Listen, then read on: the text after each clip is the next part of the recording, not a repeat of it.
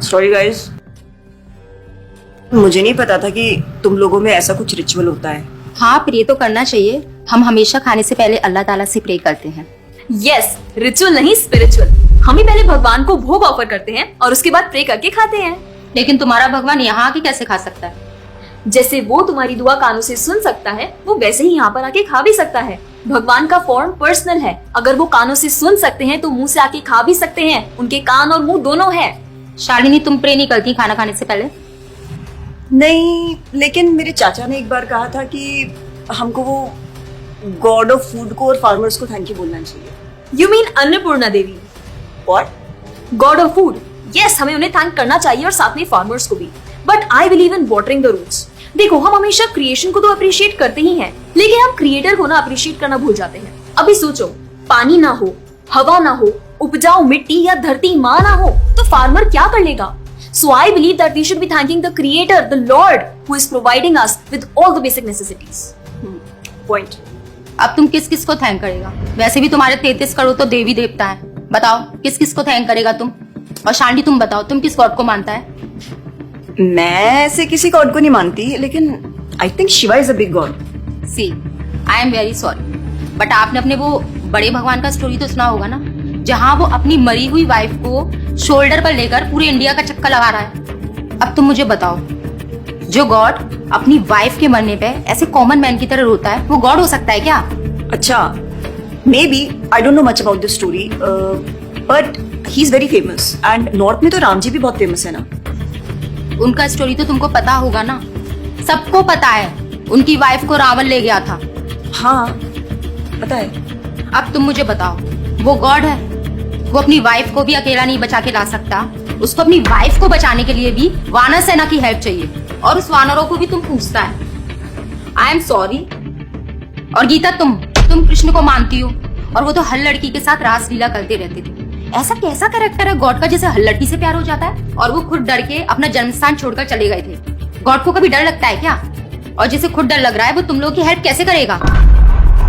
Shit यार, this is so complicated and confusing. It is confusing because you are following the wrong path. It is very beautiful and sacred. I will show you the right path. Enough, Asifa. I know what you're trying to do. And Shalini, कुछ भी confusing नहीं है। You know what the problem is कि तुझे पता ही नहीं है, क्योंकि तूने आज तक शास्त्र ही नहीं पढ़े हैं। तो पता कैसे चलेगा कि क्या सही है और क्या गलत? जन्म कर्म च मे दिव्यम एवं योवेति तत्वतः त्यक्त्वा देहम पुनर्जन्म नैति मामेति सो अर्जुना। भगवान की लीलाओं को समझना इतना आसान नहीं है। उसके लिए शास्त्रों का अध्ययन करना पड़ता है, और वो भी एक प्रामाणिक गुरु के अंडर रह के, उनकी शरण लेके। अब अगर तुमने शास्त्र पढ़े होते तो तुमको ये पता होता कि शिव जी ने जो इमोशंस उसमें दिखाए थे वो शोक नहीं, विरह था। विरह विरह दोनों सेम नहीं होते क्या?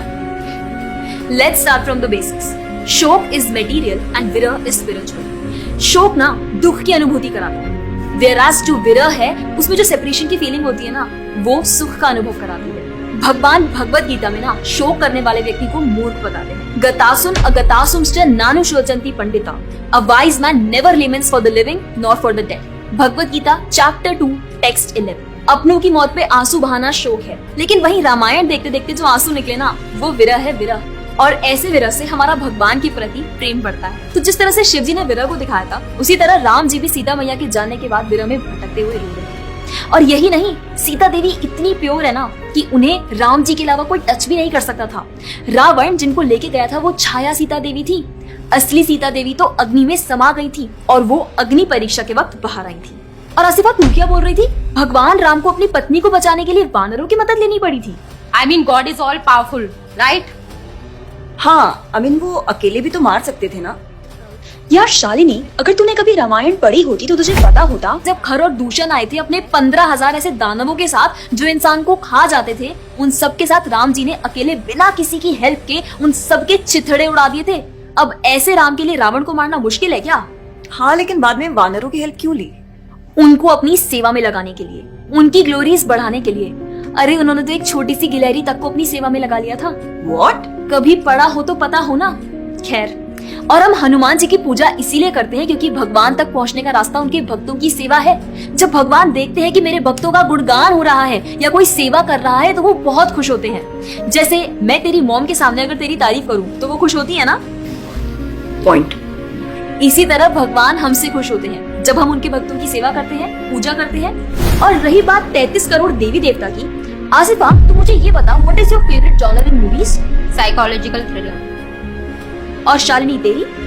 Romantic and comedy. एग्जैक्टली। जैसे हर किसी का अपने नेचर के अकॉर्डिंग फेवरेट जॉनर होता है, वैसे ही भगवान ने हर किसी के नेचर के अकॉर्डिंग व्यक्ति के लिए उसके नेचर के अनुसार वेद और पुराण दिए हैं। और उन्हीं पुराणों को फॉलो करके लोग अपनी देवी देवता की तरफ अट्रैक्ट होते हैं। और ये सभी देवी देवता भगवान की ही सेवा कर रहे हैं।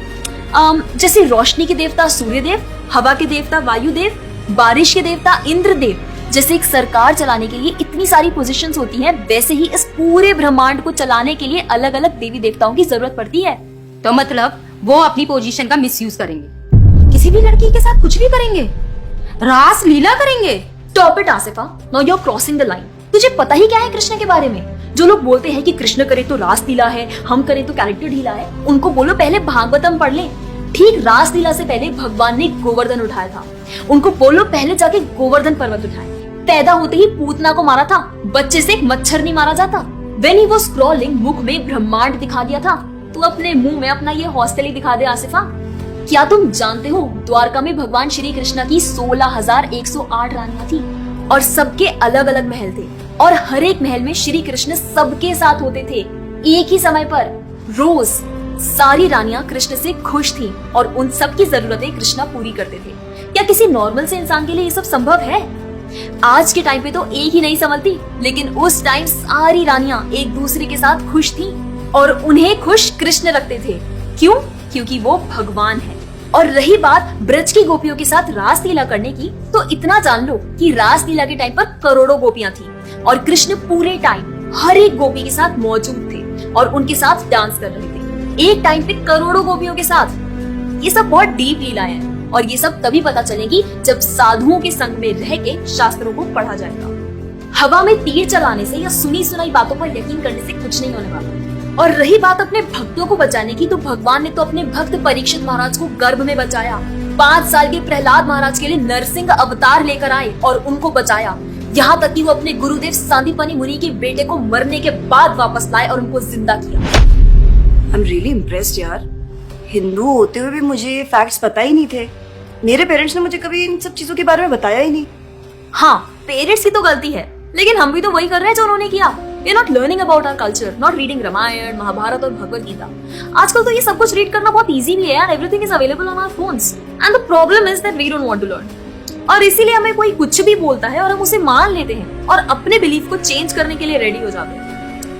एक्चुअली में पता है, किसी का हार्ट ट्रांसफॉर्म करना है तो प्यार से करो, ज्ञान से करो, पैसे और तलवार से नहीं।